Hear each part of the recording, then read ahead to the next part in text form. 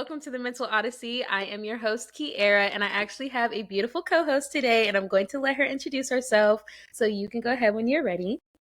Hi guys, my name is Serenity Zarye. I'm a YouTuber. I do Instagram as well as TikTok, and you can find me as Serenity Zarye on all platforms. Everything is the same. And I do the same thing as Kiera. I am a YouTuber. We do UGC and, just videos about any and everything. So Yes, if you yes, like we her, I'm do. sure you guys are going to like me. You guys are gonna love her. She's a sweetheart. All right, so we do have. Oh, did you have any more? Did you want to say your social handles or anything like that? Or No. is it?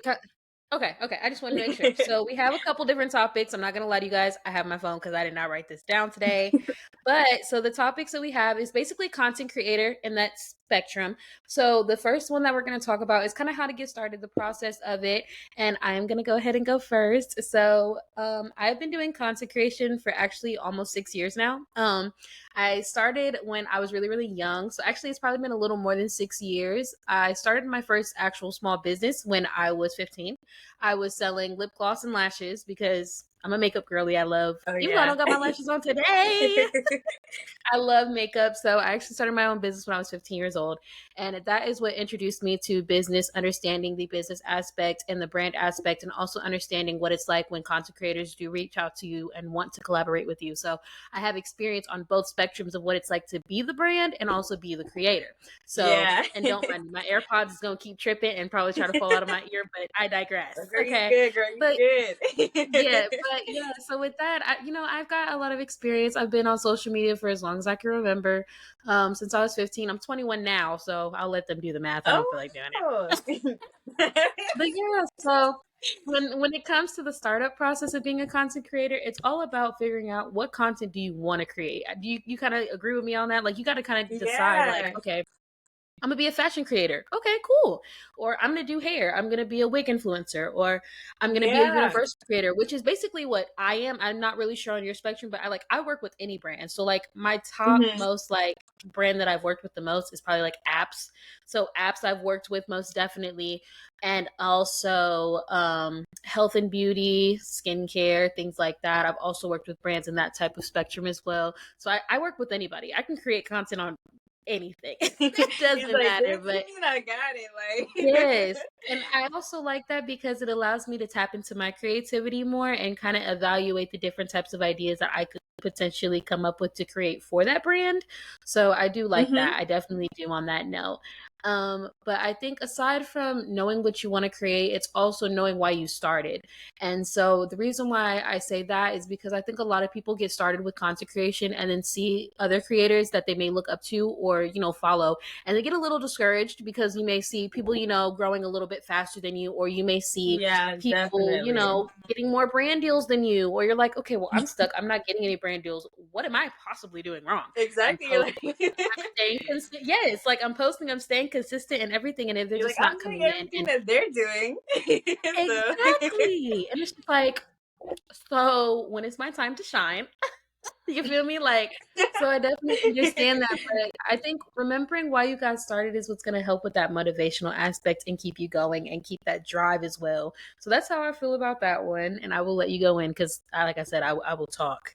yeah, So well, you did say you were a talker, so I was just I letting you am. go, I girl. am. But like, I'm glad you did uncover a lot of those topics because, like, for me, I have been on social media my whole life, but I didn't actually take it seriously until I want to say this year. But I have also always been like, even when TikTok was musically, I've been on social Hmm. media for that long. But it's not like I was doing it and the intention of making it like a full time thing. Like I was just having fun with Right. it, scoping the scenery out, you know what I'm saying? Yes. Seeing what it's The about, scenery. Yeah. having fun with it. So, I mean, nowadays I'm starting to take it more serious because I like the lifestyle of it. I like how you could just literally record anything, do what you want day to day, and have an audience that actually wants to be a part of your life, that wants to see what you're doing every day. So it's like it's very Yes. relatable. And honestly, with like you said, I'm gonna piggyback up that. You have to remember your why. And honestly, nowadays people are more into just content creating instead of actually being on the same level with their audience. So I feel like with the content that I produce, it's very real and relatable. So Yeah. people that, like me and like what I, produce also feel me on like a real level, like not just through like, through these apps trying to be famous, you know what Yeah. I'm saying? But like Right. actually Right. learning and, doing like things that actual people do in real life. You know what I'm saying? Hmm. Yes, But I I know mean, that's all I exactly what have to you mean. say about it. Because, like, a lot of times, like, a lot of people are in it for the money or, like, for the fame. But, like, what people want, well, what people are looking for to need to bring back is the realness of it. People that you can Yes. actually look up to, kind of relate to, and what you're going through in your life and things like that. I definitely agree with that. I love how you touched on that. That was really, really good. Okay. The next question really was like brand deals, how to get started with getting brand deals, how to pitch, things like that. I don't know if you have too much. Do you have experience with that? I Like with the pitching do. aspect? Okay. Okay. So Because, I'll like, we give my both do. little spiel. Oh, Yeah, go so ahead. Go we ahead. You both can do talk. I UGC. don't want So to I talk was over like, yeah, honey. I do. Yeah. So Yeah. that's how I Okay. got. So So I'm with going to let you, me, girl. Go ahead. so when it comes to me, like I said, I've been kind of in the, advertising aspect. Like I said, have experience on both ends. So when it comes to pitching to brands, I'll be completely and totally honest with you. I'm not one of those UGC creators that are gonna be like, oh, I made my first 10,000 in my first month. Cause no, I did Right? not. It's like I didn't even I make definitely nothing. made this in my first month. In my first month, like really. And so I actually didn't see my first K amount until I was 5 months into UGC. I will Really? be so That's honest. so Yeah. awesome. I'm I'm not gonna lie. Thank you. Thank you. But when it comes to pitching to brands, I know my pros and cons. So when I was pitching to brands at first, I went into UGC not knowing a lot because when I went into UGC, it was just fresh on TikTok. Like everybody wanted to be one, but like so nobody knew too much information. There was a lot of gatekeeping. You really had to figure your shit out yeah, on your own. I'm not gonna lie. pretty So much. so when I was pitching to brands, I would send the long essay pitches to them. Nobody And finna read that, honey yeah, bun. they like get No, straight to the point. Like, that's why probably are what you they were like. telling They were me? probably like, they probably looked at it and it was like, yeah, I'm not reading that, and that's okay. It's like that's fine.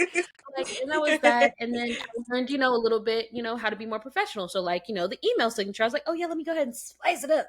Add that at my signature, and that was cool. And then I realized that at first I was also sending my portfolio linked to the email, and I didn't know that that was sent it to spam. So your brand 9 times out of 10 Oh, wasn't even going to see your email unless they check their wow. spam That's something folder. good to know. I didn't even Yes, know yes. that. Yep. I was sending it, girl. I'm talking about I was sending like a You hundred like pitches to brands every single into day because I had a detail, part-time job at like the time. Yes, I had a part-time job mhm. at the time. I really wanted to do content creation full time. And I was like, oh yeah, I'm in there like swimwear, scoping the scenery out. You feel me? Like, yes. But that was my mistake, and I didn't know that, sending the link would go to spam. I didn't know that sending long essays were going to make people not want to read it. Want to read And I it. also, but I was very, very consistent. I posted a lot and I did take on a lot of gifted collabs when I started so that way I could build my portfolio. And I do Hmm. know within our, content creator community, UGC influencer, whatever people want to label themselves out, because I know there's different, names and things like that. Um, it's hard. It's hard when it comes to pitching because I was definitely consistent, but when people feel like about gifted collabs, I know that's biased for a lot of people because they're like, well, no, I Hmm. want to make money. I don't want to Definitely. a gifted collabs. But I feel like from me personally, it actually helped me more than not helping me because it allowed the brand to see how different my creative style could be. It showed brands how universal and versatile I am when it comes to who I work with. And Hmm. another thing that I learned, and I don't know if you do this, but I 10 out of 10 recommend, is if you ever work with a brand, try to get some feedback from them and include that testimonial in your portfolio because Definitely, yes, yes. yes, Hmm. because that lets the other brands that you're pitching to when they read your portfolio, oh, this brand said this about her content and Yeah, she and created this and this sometimes is how you'd they be felt. surprised that they actually know each other sometimes. So it's like, Right? okay, It'd be they so said weird. that, so I'm gonna consider you, Yeah, girl. like, oh, I know her. I know her on the marketing team. She worked with you. She liked you. Oh, yeah, we finna work with you. 10 out of Yeah, 10. Recommend. like, You feel where do me? we They're like, start? yeah. Exactly. But with gifted collabs, like I said, I know it's biased and it can be controversial. And like till this day, I will take a gifted collab only if I see that it's beneficial to actually create content on. Like I said, I've been doing Hmm. UGC almost a full 2 years now. So I mainly only accept paid partnerships. And I do have some monthly retainers as well. I don't know. Do you know what a monthly retainer I is? Are do. you familiar with that? Okay, cool, Mhm. cool, cool. So when I do have a couple of those, so I have some long-term clients, which is for those who don't know what a monthly retainer is, it's basically having like a long-term client that you continuously work with. And so Mhm. I have a couple of those. So my income has been consistent in that sort of aspect. But like I said, I will still take gifted collabs, but it has to be beneficial to me. If it's not, then I will have to pass it. But with those Always. opportunities, I do share them with other creators. I don't know if you've noticed. I will post them on my Mhm. platform to the brand, see if it's cool. Be like, hey, I'm not accepting gifted collabs, but my platform has a ton of content creators who may be interested in working with you, especially to get Mhm. started on their portfolio, like I did. So Yeah. I'll post it. So that's how I feel about that, Yeah, in and my I think opinion. that's so amazing of you to do that. Not only is like it's not even hard feelings there, like, but you still consider other people that are trying to come up and you help your platform in that way. I think that's so amazing. Yes, yes, Like, definitely. girl, you like, I got you, girl, I got Yeah, with you. my twins, we be vibing. Hey. But yeah, I'll let you give your opinion, how you feel about the pitching process. Because me personally, I actually don't pitch to any brands anymore. I actually only Really? just get inbounds. Yes, I do. I only Oh, get inbounds, but I also think it's because I've been posting for so long and things like that. But I don't pitch at all anymore. I used to pitch all day, I every day, love that for sometimes you. all I night long. love that for you. Well, Yeah. honestly, you and my journey are like completely different. You are like a lot farther in the UGC influencing than I am because I have been slacking, but you've been on it. You've been consistent. So I Thank you. I will say our And journeys are there's times where definitely you get unmotivated, so I do mhm. understand that because And there was a that's lot of times I definitely actually why. stopped. Mhm. Yes, That's I stopped definitely for two why. months. Yep. Really? I Yeah, did. girl, I did. I I got suffer really a little more than discouraged. that. Yep, Yeah, but I did. what was I gonna say? Girl, I completely forgot. Oh my God. Okay, but about the whole brands pitching thing, we are on different journeys. So I will say it's been a little bit harder for me to get the paid collaborations, but I'm at the point where, like you said, I'm building my portfolio, seeing who I want to work with because I also think that it's important to know who you're working with, what their values are. Yes, Because very honestly, a true. lot of the times we don't take the time to check the morals of these companies because if you continue to work with them by taking that first gifted collab, you don't know how they're going to treat you down the Yeah. line. So that's kind of Hmm. where I'm at. I'm kind of scoping everything out and building my portfolio and putting myself out there more because I'm not, completely out there, but I'm still I'm still in the process. So Yeah, I that's definitely how get I feel that. about it. I'm where you Okay. were. Yes, I definitely Mhm. get that. So I guess my next question is for you. How comfortable are you with like contracts and stuff? Like, do you understand them, the words in them, and everything like that? Honestly, with contracts, I'm familiar with them. I do know that they count. They do count in the Yeah, court of law. yeah, They they do do. count. But honestly, yeah, I think that with contracting, you do have to be careful. You do actually have to read it. A lot of times that when we're just signing stuff, we're doing things, we don't take the time to read. So that's something that I That's definitely true. learned with the contracts. You have to read it. You have to abide by it, or one, it's not going to build that trust for the brands, and you're going to be held accountable. Yep. And it So also may throw your trust off with the brand within yourself too. And the reason why I asked you that is because when it comes to contracts, my reasoning is there's a lot of big words that be in these contracts and stuff. And at first, when I first started, girl, I'm not gonna lie to you, I did not understand half the words that they were talking about in there. I was like, I don't know what all these big words are, and this is not in my vocabulary. Okay. So when it came to the contracts, honestly, I had to do some research. I had to get on my lovely, buddy Google, yeah. look it up. Because, Yeah. like perpetuity, exclusivity, perpetual rights, all that stuff, that's a really Hmm. big deal. And especially me personally, I actually will not sign a contract if it is gifted. And the reason why I will not sign a contract if it's gifted is because they will have that perpetual rights in there, which means they have the rights over your entire content. Like, girl, this is Oh, gifted. okay. I This is definitely gifted. okay. Yeah, I just learned. See, I'm learning Mhm. something new every day Yes, because I yes. did not know At that. first, I didn't know. I would sign it out of just pure excitement. I'd be like, "Oh, I got a brand deal." Mhm. Forget what the contract says. I'm gonna sign it anyway. You're like, And it got okay. me in a bad spot at first. It definitely got me in a bad spot at first because, with that being said, I was signing a contract that I didn't understand. I was signing a contract that I Exactly. did not read. And so then Hmm. when it came time to the content, it was like, "Oh yeah, we asked for raw footage." I was like, Huh? What are you mm, talking about? no, What like are you I talking charge for that. I charge for that. And they're like, actually, well, in the contract, it said. It did. And I was like, oh. So then You have now a I'm stuck in a point. situation where one, you're not getting paid. So you made the video. Now you have to send the raw footage clips and you're still getting unpaid. So it was very, very hard. So I think contracts are very, very important. And I want to make sure that, our audience who's going to be watching this video know to read that contract. Don't be better than me. Please be better than me. Yeah, and Because I I would not care. definitely noted that down because I probably would have did the same had you had not, Hmm. educated us on that topic. I would have Right. did the same thing, girl. Oh, Hmm. skins for free. Yeah, let me sign that. Let me sign the Yep. dotted line. I got you. Okay, the next one, I know it's not really on our topics, but I do want to see, how do you feel about like scam brands? And like, how do you feel like you can Scam. pick out which ones are scams? Well, it's kind of obvious. Like they have Hmm. like really short messages. It's not detailed, and oftentimes when you reply and you bring up, like what's the pay rate, what's the monetary value after I send you, what's the how do you Hmm. say the requirements? What am I going to be doing? When you start Yeah, going into detail, they have very short answers and it doesn't make sense. So, right, right. I think that's definitely a way to scope out, scam.